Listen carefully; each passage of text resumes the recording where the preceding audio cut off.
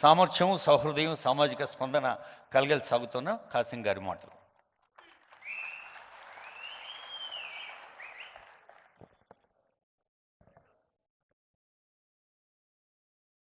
ఈ కార్యక్రమానికి ముఖ్య అతిథిగా వచ్చిన తెలంగాణ రాష్ట్ర ముఖ్యమంత్రి గారు రేవంత్ రెడ్డి గారికి, మంత్రులుగా క్యాబినెట్ మంత్రులుగా ఉన్న పెద్దలు దామోదరం రాజనరసింహ సార్, మా పెద్దన్న అడ్లూరి లక్ష్మణ, అదేవిధంగా ఎంపీగా ఉన్న కావ్య మేడం, ఎమ్మెల్యేలుగా ఉన్న శ్రీహరి గారు, నా మిత్రుడు వీరేశం, లక్ష్మీకాంతమన్న, యాదన్న, సంపతన్న, ప్రీతమన్న, అందరికీ పేరు పేరున వందనాలు తెలియజేస్తూ స్వాగతం పలుకుతున్నాను. ఈ కార్యక్రమానికి వచ్చిన వివిధ జిల్లాల నుంచి 33 జిల్లాల నుంచి దాదాపు 23 డిపార్ట్మెంట్స్ నుంచి ఈ కార్యక్రమానికి వచ్చిన మీ అందరికీ వందనాలు తెలియజేస్తున్నాను. మిత్రులారా, ఈ కార్యక్రమం జరపాలని మనం అనుకుంటున్న ఈ క్రమంలో చాలా సందర్భాల్లో రకరకాల పనుల ఒత్తిడి ఉండటం మూలంగా ముఖ్యమంత్రి గారు ఎన్నికల సందర్భంలో లోకల్ బాడీస్, తర్వాత మున్సిపాలిటీ ఎన్నికలు, తర్వాత విదేశీ పర్యటన ఉండటంతో ఆ సందర్భంలో సాధ్యం కాక ఇప్పుడు వారు టైం ఇచ్చిన అతి కొద్ది రోజుల్లోనే మొన్న మంత్రి అడ్లూరి లక్ష్మణ్ గారు నేను వెళ్ళి అడగగానే వారు ఈ సమయం ఇచ్చారు. ఎందుకు ఈ సభ అనే అంశం ముందుకు వచ్చినప్పుడు రకరకాల డిపార్ట్మెంట్స్లో పనిచేస్తున్న మాదిగ సమాజానికి చెందిన కమ్యూనిటీకి చెందిన ఉద్యోగులు, ఈ దేశంలో అట్టడుగున ఉన్నటువంటి మనుషులు ఎవరయ్యా అంటే భారతదేశంలో దళితులు. దళితుల్లో ఇంకా అట్టడుగున ఉన్న వాళ్ళు ఎవరయ్యా అంటే మా సమాజంలో డక్కలి వాళ్ళు, బైండ్ల వాళ్ళు. కనుక వీళ్ళకన్నా కొద్దిగా పైన ఉన్నటువంటి మాదిగ వాళ్ళు, కేవలం సింధు వాళ్ళు ఉన్నారు. 33 కులాలు, 33, 34 ఉపకులాలు. కేవలం ఎస్సీలు అనగానే మాల, మాదిగ అని బయటి సమాజానికి అర్థమవుతుంది. కానీ మేము 59 కులాలు. 59 కులాల్లో విశ్వవిద్యాలయాల మెట్లెక్కని వాళ్ళు కూడా ఇప్పటికీ ఈ సమాజంలో ఉన్నారు. కనుక వర్గీకరణ ఉద్యమం నేపథ్యంలో ఈ సమాజాన్ని కొద్ది మేరకైనా చైతన్యం చేయడానికి, వారికి కొన్ని అవకాశాలు రాజ్యాంగపరంగా కలగడానికి తెలంగాణ రాష్ట్ర ప్రభుత్వం తరపున రేవంత్ రెడ్డి గారు ఒక చొరవ చూపారు.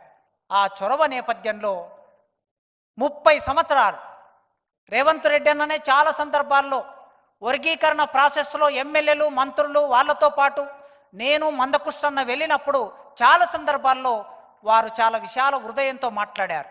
కృష్ణన్న, ఈ ఉద్యమానికి మీరు నాయకులు, ఈ మాదిగ సమాజానికి, దండోర ఉద్యమానికి, ఎంఆర్పిఎస్ ఉద్యమానికి మీరు నాయకులు. ఈ సమాజం కోసం ఏదైనా చేయాలని నా మనసులో ఉన్నది. ఖచ్చితంగా సుప్రీంకోర్టు తీర్పు వచ్చింది కనుక ఆ తీర్పును అమలు చేసే బాధ్యత నా మీద ఉంది, ఆ బాధ్యత నేను తీసుకుంటాను అన్నారు ఆయన. ఈ వేదిక మీద కూర్చున్నటువంటి వాళ్ళందరూ సాక్ష్యం. ఆ రోజు ముఖ్యమంత్రి గారు ఆ మాట అన్నారు. ఆ మాట చెప్పిన 3-4 నెలల్లో వర్గీకరణ సాధ్యమైంది. కనుక 30 సంవత్సరాలు కృష్ణమాదిగన్న నాయకత్వంలో ఎంఆర్పిఎస్ ఉద్యమం నడిచింది.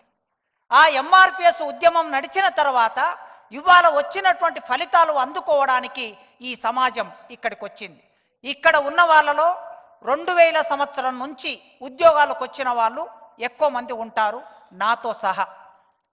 రేవంత్ అన్న, మందకృష్ణన్న నాయకత్వంలో జరిగిన వర్గీకరణ ఉద్యమం, లక్షలాది మంది ప్రజలు, మాదిగ ప్రజలు చేసిన వర్గీకరణ ఉద్యమ ఫలితంగా యూనివర్సిటీలో అసిస్టెంట్ ప్రొఫెసర్గా ఉద్యోగంలో చేరినటువంటి వాడిని నేను. ఇది నాకు చెప్పుకోవటం అనేది గర్వకారణం. ఎందుకంటే ఆ ఉద్యమ ఫలితంగా ఇక్కడ మీ ముందుండి నేను మాట్లాడుతున్నాను కనుక. ఈ నేపథ్యం నుంచి మనం చూసినప్పుడు ఎదిగినటువంటి మా ఉద్యోగస్తులు మీ ప్రభుత్వం కోసం, వివిధ రకాల ప్రభుత్వాల కోసం పనిచేస్తూ వస్తున్నారు. మేమందరం కూర్చున్నప్పుడు వాళ్ళ ఆవేదన ఒకటి ముందుకొచ్చింది. ఏదైనా ఒక ప్రభుత్వం ఉన్నప్పుడు ఉద్యోగస్తులు ఏ పార్టీ సభ్యులు కాదు. ఎవరికైనా విశ్వాసాలు ఉంటాయి, రాజకీయ విశ్వాసాలు. నాకు నా రాజకీయ విశ్వాసాలు ఉన్నాయి. ఇక్కడ కూర్చున్న వాళ్ళకి మీ రాజకీయ విశ్వాసాలు ఉన్నాయి. ఏ విశ్వాసాలున్నా ప్రభుత్వం కోసం, ప్రజల కోసం చిత్తశుద్ధిగా పనిచేసే బాధ్యత మా అందరి మీద ఉన్నది. ఆ పని మేమందరం చేస్తూ ఉంటాం. కానీ ఏమైనా సమస్యలు వచ్చినప్పుడు మేము ప్రభుత్వం వరకు చేరుకోవాలంటే, మంత్రుల వరకు చేరుకోవాలంటే, అధికారుల వరకు చేరుకోవాలంటే మాకు ఒక లైజనింగ్ చేసే మనుషులు లేని ఒకానొక సమస్యని మేము ఎదుర్కొంటున్నాం. అందుకే అలాంటి మీ ప్రభుత్వంలో కూడా అలాంటి సమస్య ఉండకూడదని మేము కోరుకుంటున్నాం.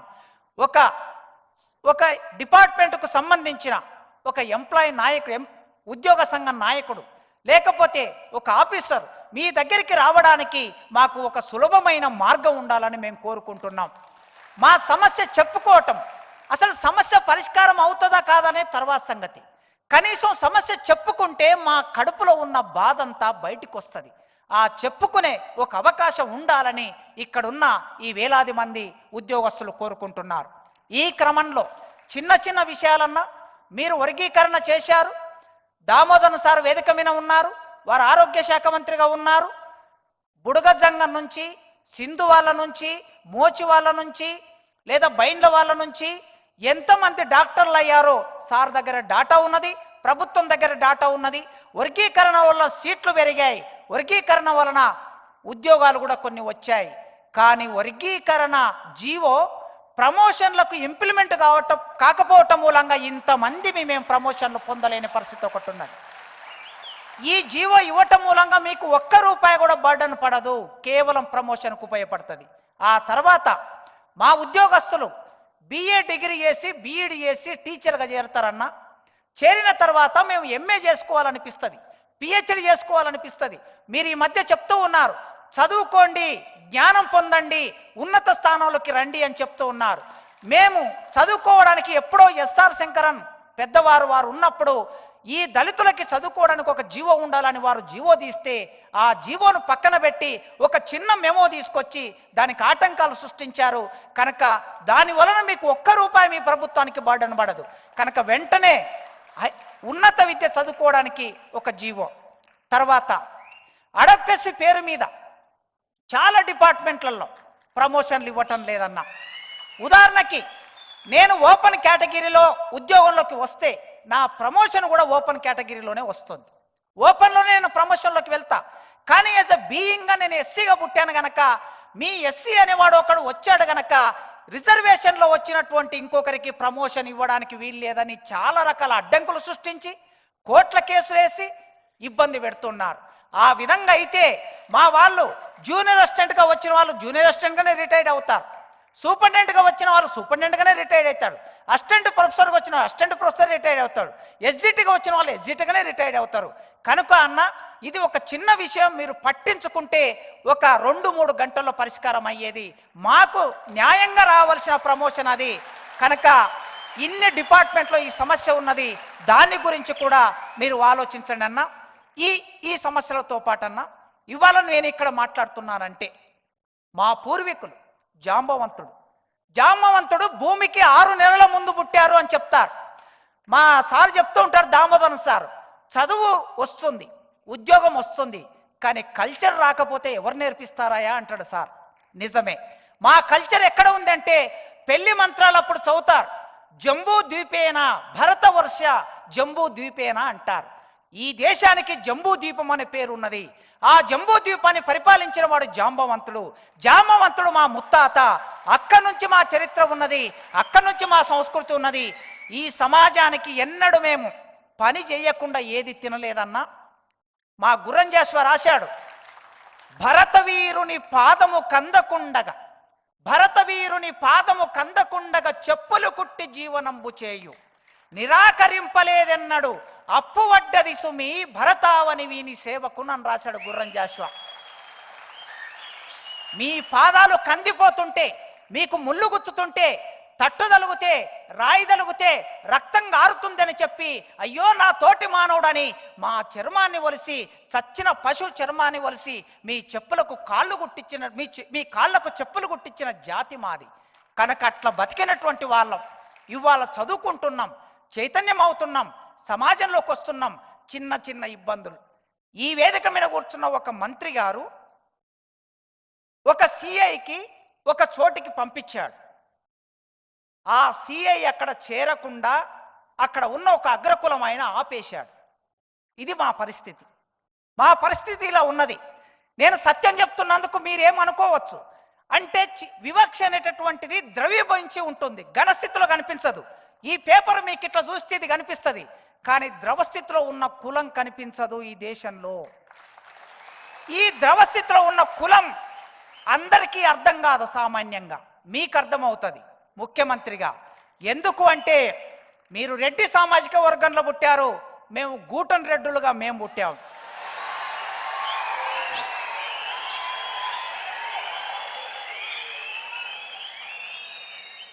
మీకు నాగలుంటే మీ నాగలికి తాళ్ళు వేనిచ్చాం, మీకు ఎద్దులుంటే మీ ఎద్దులకి మూవ గంటలు కట్టించాం, మీరు బండి నడపాలంటే మేము చెర్నకోల చేసి ఇచ్చాం, మీరు నడవాలంటే కాళ్ళకు చెప్పులు ఇచ్చాం. ఇట్లా మీ వ్యవసాయంతో మా జీవితం ముడిపడి ఉంది. ఇది ఉత్పత్తి క్రమంలో ఉన్న జీవితం. అందుకే పాలమూరు జిల్లా నుంచి, పేదరికం నుంచి, నల్లమల్ల నుంచి వచ్చినటువంటి మీకు ఈ విషయం తెలుసు, ఈ విషయం అర్థం చేసుకోగలరు కులం యొక్క ప్రభావం ఎట్లా ఉంటుందని. అందుకే ఈ సమస్యలన్నీ అనుభవిస్తున్న మాకు మీరు కాస్త చొరవ చూపితే, మీరు అనుకుంటే కొంత మేరకైనా మేము ముందు వరుసలోకి రాగలుగుతాం. మా ఉద్యమంలో ఇప్పటి వరకు దాదాపు 12-13 మంది అమరులయ్యారన్న. ఆంధ్ర ప్రాంతంలో అమరులైన వాళ్ళు ఉన్నారు, తెలంగాణ ప్రాంతంలో అమరులైన వాళ్ళు ఉన్నారు. పాపం ఆ కుటుంబాలు రోడ్డు మీద పడి ఉన్నాయి. ఆ అమరుల జీవితాలు హాస్పిటల్లో తల్లిదండ్రులు పడి ఉన్నారు. వాళ్ళని సాదుకోవలసిన బిడ్డలు చనిపోయారు ఉద్యమం కోసం. ఆ ఉద్యమంలో వాళ్ళు చేసిన పోరాటం వలన ఇవాళ మేం ఫలితం అనుభవిస్తున్నాం. 5 మందో 6 మందో ఉంటారన్న దామోదరం గారు లేదా మా అడ్లూరు లక్ష్మణ ఒక లిస్ట్ ఇస్తారు. దయచేసి ఆ కుటుంబానికి, ఒక్క కుటుంబానికి ఒక ఉద్యోగం ఇవ్వండి, మీరు కట్టించే డబుల్ బెడ్రూమ్లో ఒక ఇల్లు ఇవ్వండి. మేమేం పెద్ద కోరికలు కాదు, ఇది ఒక చిన్న కోరిక. ఆ కుటుంబాలు తలుసుకుంటాయి ఈ ఉద్యమం వలన. దానితో చిట్ట చివరి మాట చెప్పి నేను ముగిస్తా. అన్నకు తెలుసు 100 సంవత్సరాల కిందట రెడ్డి సామాజిక వర్గం వాళ్ళు చదువుకోవడానికి హైదరాబాద్లో ఎక్కడ ఉంటారో గ్రామాల నుంచి వచ్చిన పిల్లలు అని అంటే, ఆ రోజు ఉన్నటువంటి జమీందారులు హైదరాబాద్లో రెడ్డి హాస్టల్ కట్టారు. వాళ్ళు వచ్చి హాస్టల్లో ఉండి నిజాం కాలేజీలో చదువుకున్నారు. ఆ తర్వాత బ్రాహ్మణులు వచ్చారు, బ్రాహ్మణ హాస్టల్ కట్టుకున్నారు. రెడ్డి హాస్టల్ హ్యాబిట్స్ కాచిగూడకు దగ్గరగా ఉంటుంది. తర్వాత వెలమలు వచ్చారు, వెలమల హాస్టల్ కట్టుకున్నారు కాచిగూడలో. తర్వాత గౌడ్లు వచ్చారు, గౌడ హాస్టల్ కట్టుకున్నారు కాచిగూడలో. ఆ తర్వాత పద్మశాలీలు వచ్చారు, పద్మశాలి హాస్టల్ కట్టుకున్నారు కాచిగూడలో. ఇట్లా అన్ని సామాజిక వర్గాల హాస్టళ్ళు ఉన్నాయి. పివి నరసింహారావు గారు ముఖ్యమంత్రిగా ఉన్న రోజుల్లో కాచిగూడ నింబోలి అడ్డలో దళితులకి ఒక హాస్టల్ కట్టించారు. ఆ హాస్టల్ కట్టించి ఇప్పటికీ 50 ఏళ్ళు అయింది. అది శిథిలావస్థలో ఉన్నది. దాన్ని గతంలో మూసేశారు. మీరు అనుకుంటే అక్కడ హాస్టల్ నిర్మాణం చేస్తే, నేను అక్కడ హాస్టల్లో చదువుకొని వచ్చాను. కొన్ని వేల మంది, లక్షల మంది విద్యార్థులకి నింబోలి అడ్డ హాస్టల్ ఒక ఆధారం. మాకు ఈడ ఉన్న ఎంప్లాయీస్లో 50% ఎంప్లాయీస్ అక్కడ హాస్టల్లో ఉండి చదువుకున్న వాళ్ళు. మీరు అనుకుంటే ఒక్క క్షణంలో ఆ హాస్టల్ భవనం శిథిలంలో ఉన్నది, దాన్ని డిస్మెంట్ చేసి ఒక కొత్త భవనం కడితే మాకు ఆధారంగా ఉంటుంది. మీరు ఒక్కసారి ఆలోచించండి. బంజారాలకి బంజారా భవనం ఉన్నది, ఆదివాసులకి కొమరం భీం భవనం ఉన్నది, కానీ మాకు భవనం లేదన్నా. మీరు ఫోర్త్ సిటీలో ఇస్తారో, బంజారా హిల్స్లో ఇస్తారో, జూబ్లీ హిల్స్లో ఇస్తారో, ఆ భవనానికి జాంబావు భవనం అని పేరు పెడతారో. ఎప్పుడైనా మీరు మొన్న బంజారా భవన్కి వచ్చారు సేవలాల్ మహారాజ్ జయంతికి. ఫస్ట్ టైం నేను అక్కడికి వచ్చాను. చాలా అద్భుతంగా ఉంది భవనం. మరి రేపు ఇవాళ మేము ఈ మీటింగ్ పెట్టుకోవడానికి ఇక్కడికి వచ్చి దీనికి ఒక 2-3 లక్షలు పే చేసి ఇక్కడ మీటింగ్ పెట్టుకుంటున్నాం. ఒకవేళ మాకంటూ ఒక జాంబావు భవనం ఉంటే అప్పుడు మా మీటింగ్ అక్కడ ఆ భవనంలో జరుగుతుంది.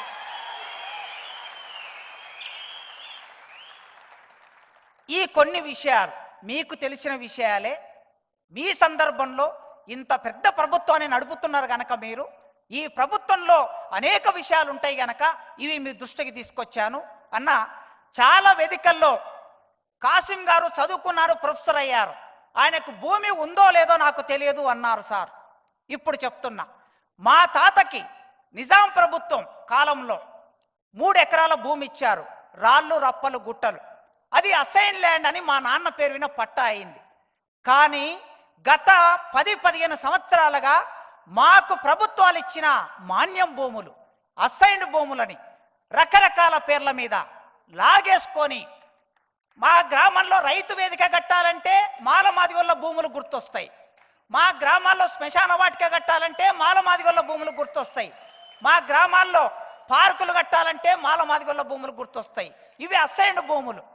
అన్న, అసైన్డ్ భూములే మాకున్న ఏకైక ఆధారం. నా గ్రామంలో స్వయంగా నా అంబట్పల్లి గ్రామంలో మా వాళ్ళు చచ్చిపోతే వాళ్ళని పూడ్చిపెట్టడానికి శ్మశానం లేదు. అసైన్డ్ భూములుంటే కనీసం చనిపోయినప్పుడు వెళ్ళి వాళ్ళని అక్కడ పాతి పెట్టుకుంటారు. దయచేసి మా అసైన్డ్ భూముల జోలికి రాకుండా మీ ప్రభుత్వానికి ఒక సమాచారాన్ని ఇవ్వండి, వాటికి పట్టాలు ఇవ్వండి. రాజేందర్ అన్న ఇక్కడ కూర్చొని ఇట్లా అంటున్నాడు. రాజేందర్ అన్న ప్రభుత్వ కాలంలో ఎప్పుడెప్పుడో మాకు లిడ్ క్యాప్ భూములు కొన్ని వేల ఎకరాల భూములు ఇచ్చారు. రాజశేఖర్ రెడ్డి గారు అనుకుంటా, మీ ప్రభుత్వ ముఖ్యమంత్రి రాజశేఖర్ రెడ్డి గారే లిడ్ క్యాప్ భూములు ఇచ్చి ఆ భూముల్లో లెదర్ పార్కులు పెట్టి దానికి ఒక యంత్రాంగాన్ని ఏర్పాటు చేసి దాన్ని అమలు చేశారు. కానీ లిడ్ క్యాప్ భూములు ఇక్కడ ఇప్పుడు భూముల ధరలు పెరిగిన తర్వాత ఈ గచ్చిబౌలిలో మా లిడ్ క్యాప్ భూముల్లోకి ఒక పెట్రోల్ బంక్ వచ్చింది. మా లిడ్ క్యాప్ భూముల్లోకి ఒక పెద్ద షాపింగ్ మాల్ కట్టాలని ప్లాన్ వచ్చింది. తర్వాత సిద్దిపేటలో లిడ్ క్యాప్ భూముల్లో ఇంకో చోట ఆక్రమణకు గురి అవుతున్నాయి. అన్నా, మీరు తలుచుకుంటే మీ ప్రభుత్వంలో ఉన్న వాళ్ళని ఎవరినో ఒక్కరిని, మీకు అనుకూలంగా ఉన్న వాళ్ళని, మీ పార్టీకి సంబంధించిన వాళ్ళని, మా సామాజిక వర్గానికి సంబంధించిన వాళ్ళని వెంటనే లిడ్ క్యాప్కు ఒక చైర్మన్ నియామకం చేయండి, చేసి ఆ భూములని కాపాడండి. ఈ కొన్ని అంశాలు మీ ముందు పెడుతున్నా. దయచేసి మీరు సౌహృదయం ఉన్నవాళ్ళు, మా గుర్రంజాస్ప ఏమన్నాడంటే, వాని కన్నీటి కథ సమన్వయంబు చేయ ఆర్ధ హృదయంబు కూడా కొంత అవసరంబు. ఇది మా కన్నీటి కథ. ఈ కన్నీటి కథని సమన్వయం చేసే ఆర్ధ హృదయం మీకున్నది. కనుక ఈ విషయాలని మీ ముందు పెట్టాను. ఇది ఉద్యోగుల సభ.